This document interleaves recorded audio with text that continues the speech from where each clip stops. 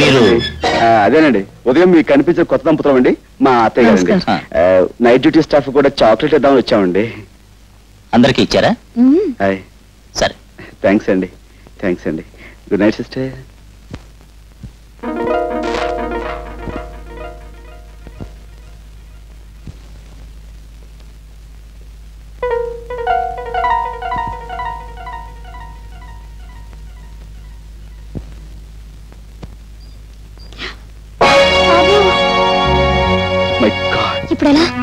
ఇప్పుడు మనం చేసేది ఏం లేదు.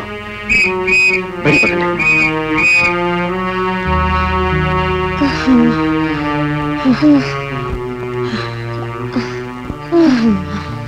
వేసిన ప్లాను చేసిన రిస్క్ అంతా వృధా అయిపోయింది కదా. అతను నన్ను నమ్మకపోవడంతో వచ్చిన ప్రమాదం ఇది. నేను చెప్పింది నమ్మకుండా మనమేదో అపకారం చేసేవాళ్ళమని అతను తప్పించుకున్నాడు. ఈసారి అతను మళ్ళీ పోలీసులకు దొరికితే అతనితో మాట్లాడే అవకాశం కూడా ఉండదేమో. చేతులా నా చెల్లెలు చేసిన అపకారాన్ని సరిదిద్దుకునే అవకాశం మళ్ళీ రాదేమో. బావగారు,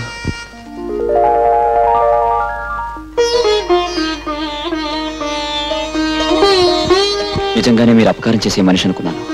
కానీ సావిత్రి అన్నయ్యని ఇప్పుడు అర్థమైంది.